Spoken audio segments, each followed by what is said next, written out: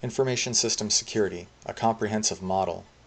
This annex serves as a comprehensive model for the security of information systems and also functions as an assessment, systems development, and evaluation tool. The model is unique in that it stands independent of technology. Its application is universal and is not constrained by organizational differences. As with all well-defined fundamental concepts, it is unnecessary to alter the premise, even as technology and human understanding evolve. Computers communicate, communication systems compute. The evolution of technology has long since eliminated any arbitrary distinction between a computer and its communication of components, or a communications network and its communication system. Some organizations have attempted to deal with this phenomenon by marrying these functions under a common leadership. This has resulted in hyphenated job descriptions such as Computer Communications System Staff Officer and names like Information Technology Group. Unfortunately, these names can mask an inappropriate or poorly executed realignment of organizational responsibilities. Ideally, management will recognize there is a theoretical as well as an organizational impact. The same is true for the security disciplines. Merely combining the communications security and computer security disciplines under an umbrella of common management is unacceptable. Even if we address the other, albeit less technical aspects of information system security such as policy, administration, and personnel security, we still fail to develop a comprehensive view of this evolving technology. The reason for this becomes clear when we are reminded it's the information that is the cornerstone of information systems security. In this sense, any paradigm which emphasizes the technology at the expense of information will be lacking. Defining the nature of information could be a tedious task. To some, it represents the free-flowing evolution of knowledge. To others, it is intelligence to be guarded. Add to this the innumerable media through which the information is perceived, and we have a confusing array of contradictions. How can we present a study of information that has universal application? It may be best to develop a simple analogy. The chemical compound H2O means many things to all of us. In its liquid state, water means life-giving sustenance to a desert-dwelling Bedouin. To a drowning victim, it is the vehicle of death. The same steam that we use to prepare vegetables could scald an unwary cook. Ice can impede riverborne commerce on the Mississippi River, or make a drink more palatable. Science, therefore, does not deal with the perception of the compound, but with its state. As the compound H2O can be water, ice, or steam, information has three basic states. At any given moment, information is being transmitted, stored, or processed. The three states still exist irrespective of the media in which the information resides. This subtle distinction ultimately allows us to encompass all information systems technology in our model. It is possible to look at the three states in microcosm and say that processing is simply specialized in the state of combinations of storage and transfer. So, in fact, there are only two possible states. By delving to this level of abstraction, however, we go beyond the scope and purpose of this model. The distinction between the three states is fundamental and necessary to accurately apply the model. For example, cryptography can be used to protect information while it's transferred through a computer network, and even while it's stored in magnetic media. However, the information must be available in plain text, at least to the processor, in order for the computer to perform the processing function. The processing function is a fundamental state that requires specific security controls. When this information is needed to make a decision, the end user may not be aware of the number of state changes affected. The primary concern will be certain characteristics of this information. These characteristics are intrinsic and define the security-relevant qualities of the information. As such, they are the next major building block of our information system security model. Information system security concerns itself with the maintenance of three critical characteristics of information: confidentiality, integrity, and availability. These attributes of information represent the full spectrum of security concerns in an automated environment. They are applicable for any organization irrespective of its philosophical outlook on sharing information. Confidentiality is the heart of any security policy for an information system. A security policy is the set of rules that, given identified subjects and objects, determines whether a given subject can gain access to a specific object. In the case of discretionary access tools, selected users are controlled as to which data they may access. Confidentiality is the assurance that access controls are enforced. Confidentiality is used instead of secrecy to avoid unwarranted implications that this is solely the domain of governments. All organizations have a requirement to protect certain information. Even owners of a clearinghouse operation or electronic bulletin need the ability to prevent unwanted access to supervisory functions within their system.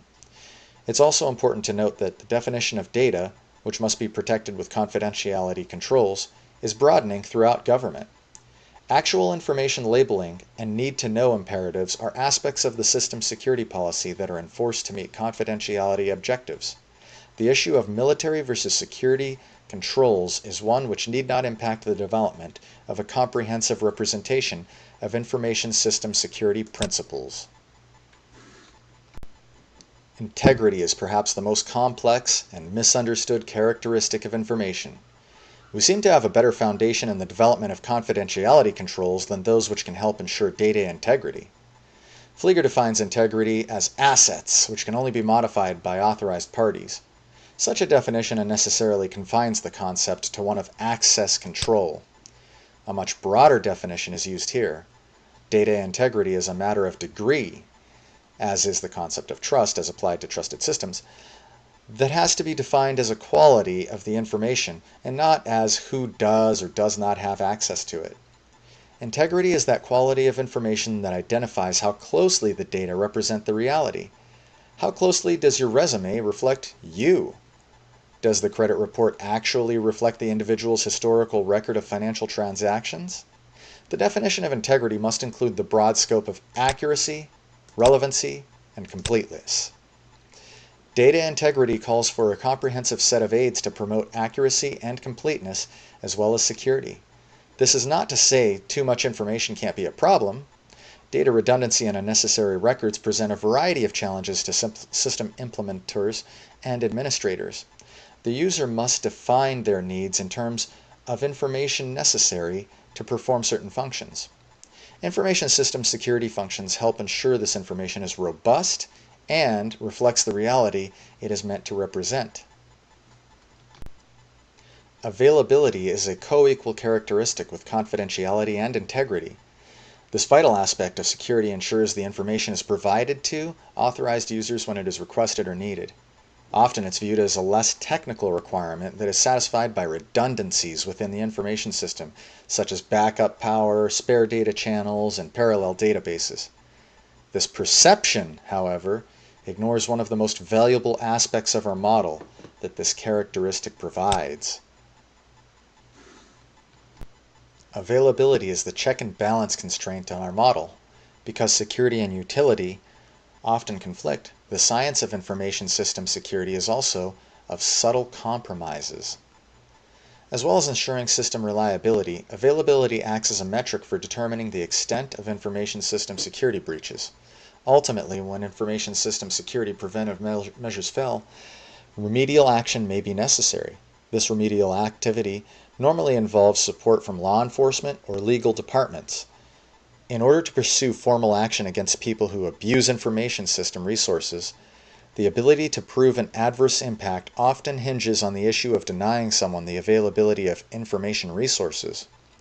Although violations of information confidentiality and integrity can be potentially more disastrous, denial of service criteria tend to be easier to quantify and thus create a tangible foundation for taking action against violators. The triad of critical information characteristics covers all aspects of security-relevant activity within the information system. By building a matrix with the information states positioned along the horizontal axis and the critical information characteristics aligned down the vertical, we have the foundation for the model. You'll see that when the McCumber cube comes up. We've now outlined a matrix that provides us with a theoretical basis for our model. What it lacks at this stage is a view of the measures we employ to ensure the critical information characteristics are maintained while information resides or moves between states. It's possible at this point to perceive the chart as a checklist. At a very high level of abstraction, one could assess the security posture of a system by using this approach. For example, you may single out systems information confidentiality during transmission or any intersection area for scrutiny. The two-dimensional matrix also has another less obvious utility. We can map various security technologies into the 9 boxes. Using our example from above, we note it is necessary to protect the confidentiality of information during its transmission state. We can then determine which security technologies help ensure confidentiality during transmission of the information. In this case, cryptography would be considered a primary security technology. We can then place various cryptographic techniques and products within a subset in this category. Then we repeat the process with other major types of technology that can be placed within these spaces. The procedure is repeated for all 9 blocks on our grid. Thus we form the first 3 layers, which will become the third dimension of our model, security measures. The technology layer will be the primary focus of the third dimension. We will see that it provides the basis for the other 2 layers. For our purposes, we can define technology as any physical device or technique implemented in physical form that is specifically used to help ensure the critical information characteristics are maintained through any of the information states. Technology can be implemented in hardware, firmware, or software. It could be a biometric device, cryptographic module, or security-enhanced operating system. When we think of a thing which could be used to protect the critical characteristics of information, we are thinking of technology. Usually, organizations are built around functional responsibilities. The advent of computer technology created the perception that a group needed to be established to accommodate the new machines that would process, store, and transmit much of our vital information. In other words, the organization was adapted to suit the evolving technology. Is this wrong? Not necessarily. However, it is possible to create the impression that technology exists for technology's sake. Telecommunications and computer systems are simply media for information. The media need to be adapted to preserve certain critical characteristics with the adaptation and use of the information media. Adaptation is a design problem, but use and application concerns bring us to the next layer. The second layer of the third dimension is that of policy and practice. It's the recognition of the fact that the information system security is not just a product that will be available at some future date. Because of our technology focus, it's easy to begin to think of security solutions as devices or add-on packages for existing information systems. We are guilty of waiting for technology to solve that which is not solely a technological problem. Having an enforceable and enforced policy can aid immeasurably in protecting information. A study has shown 75% of federal agencies don't have a policy for the protection of information on PC-based information systems. Keep in mind this was back in the 90s. Why, if it is so effective, is policy such a neglected security measure? It may be due in part to the evolving social and moral ethic with regard to our use of information systems. The proliferation of unauthorized software duplication is just another symptom of this problem. Even though software companies have policies and licensing caveats on their products, sanctions and remedies allowed by law are difficult, if not impossible, to enforce. No major lawsuit involving an individual violator has come before our courts, and it appears many people don't see the harm or loss involved. Although there are limits established by law, it seems we as society accept a less stringent standard. Bear in mind this was written in 1991. This was before Napster or any of those things happened. Closely associated with the matter of policy is that of practice. A practice is a procedure we employ to enhance our security posture. For example, we may have a policy that states that passwords must be kept confidential and may only be used by the uniquely authenticated user. A practice which helps ensure this policy is followed would be committing the password to memory rather than writing it somewhere. The first 2 layers of the third dimension represent the design and application of a security-enhanced information system. The last building block of our model represents the understanding necessary to protect information. Although an integral aspect of the preceding 2 layers, it must be considered individually, as it is capable of standing alone as a significant security measure. The final layer of our third dimension is that of education, training, and awareness. As you will see, were the model laid out on its back like a box, the whole model would rest on this layer. Think of a Rubik's Cube. This phenomenon is intentional. Education, training, and awareness may be our most prominent security measures, for only by understanding the threats and vulnerabilities associated with our proliferating use of automated information systems we can begin to attempt to deal effectively with other control measures. Oh, if only John McCumber knew how dependent on information we would become in the future. In the early 90s, hardly anybody used the internet, let alone depended on constant flows of information like this. Technology and policy must rely heavily on education, training, and awareness from numerous perspectives. Our upcoming engineers and scientists must understand the principles and information security if we expect them to consider the protection of information in the systems they design. Currently, nearly all university graduates in computer science have no formal introduction to information security as part of their education. Those who are responsible for promulgating policy and regulatory guidance must place bounds on the dissemination of information. They must ensure information resources are distributed selectively and securely. The issue is ultimately one of awareness. Ultimate responsibility for its protection rests with those individuals and groups that create and use this information. Those who use it to make critical decisions must rely on its confidentiality, integrity, and availability. Education, training, and awareness promises to be the most effective security measures in the near term. This makes me think about how little security education I received when I was getting my bachelor's degree. It seems that only those people who are going into a cybersecurity field are given serious security training of any kind in the educational system. And this is 2018, so I definitely say John McCumber was ahead of his time. Which information requires protection is often debated in government circles. One historic problem is the clash of society's right to know and individuals' right to privacy. Even back in the late 90s, we quickly realized that our right to privacy is long gone. It's important to realize that these are not bipolar concepts. There is a long continuum that runs between the beliefs that information is a free-flowing exchange of knowledge and that it is intelligence that must be kept secret. From a governmental or business perspective, it must be assumed that all information is intelligence. The question is not, should information be protected, but how do we intend to protect the confidentiality, integrity, and availability of it within legal and moral constraints? The completed model is depicted below. There are 9 distinct boxes, each 3 layers deep. All aspects of information security systems can be viewed within the framework of the model. For example, we may cite a cryptographic module as technology that protects information in its transmission state. What many information systems developers fail to appreciate is that for every technology control, there is a policy that dictates the constraints on the application of that technology. It may also specify parameters that delimit the control's use and may even cite degrees of effectiveness for different applications. Policy is an integral yet distinct aspect of the technology. The third layer, education, training, and awareness, then functions as a catalyst for proper application and use of the technology based on the policy application. Not every security measure begins with a specific technology. A simple policy or practice often goes a long way in the protection of information assets.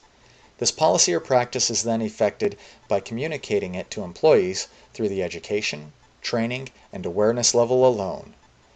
This last layer is ultimately involved in all aspects of the information system security model. The model helps us understand the comprehensive nature of information security. It's fairly obvious that John McCumber played with the Rubik's Cube when he was a kid, and it helped him to make a good 3D imagined technology policy basis. You can see he has the 3 axes going here, and it explains a lot of what he was speaking about in case you haven't seen it yet. The model has several significant applications. Initially, the 2-dimensional matrix is used to identify information states and system vulnerabilities. Then the 3 layers of security measures can be employed to minimize these vulnerabilities based on a knowledge of the threat to the information asset. Let's take a brief look at these applications. A developer would begin using the model by defining the various information states within the system. When an information state is identified, one then works down the vertical path to address all 3 critical information characteristics identifying the vulnerabilities. Once vulnerabilities are noted in this fashion, it becomes a simple matter of working down through the 3 layers of security measures. If a specific technology is available, the designer knows that policy and practice, as well as education, training, and awareness, will be logical follow-on aspects of that control. If a technology cannot be identified, then policy practice must be viewed as the next likely avenue. If none of the first two layers can satisfactorily counter the vulnerability, then, as a minimum, an awareness of the weakness becomes important and fulfills the dictates of the models at the third layer. Another important application is realized when the model is used as an evaluation tool. As in the design and development application, the evaluator first identifies the different information states within the system. These states can be identified separately from a specific technology. A valuable aspect of the model is the designer need not consider the medium. After identifying all of the states, an evaluator or auditor can perform a comprehensive review much the same way the systems designer used the model during the development phase. For each vulnerability discovered, the same model is used to determine appropriate security measures. It is important to note that a vulnerability may be left unsecured at an awareness level in the third layer if the designer or evaluator determines no threat to that vulnerability exists. Be careful with that. Although no security practitioner should be satisfied with glaring vulnerabilities, a careful study of potential threats to the information may disclose that the cost of the security measure is more than the loss should the vulnerability be exploited. It just seems like John McCumber was looking towards the future. It's almost as if he knew that ransomware was coming. This is one of the subtle compromises alluded to earlier. The model can also be used to develop comprehensive information systems, security policy, and guidance necessary for any organization. With an accurate understanding of the relation of policy to technology and education, training, and awareness, you can ensure your regulations address the entire spectrum of information security. It's of particular importance that corporate and government regulations not be bound by technology. Use of this model allows management to structure its policies outside the technology arena. The model functions well in determining requirements for education, training, and awareness. Since this is the last layer, it plays a vital role in the application of all the security measures. Even if a designer, evaluator, or user determines to ignore a vulnerability, perhaps because of a lack of threat, then the simple acknowledgement of this vulnerability resides in the last layer as awareness.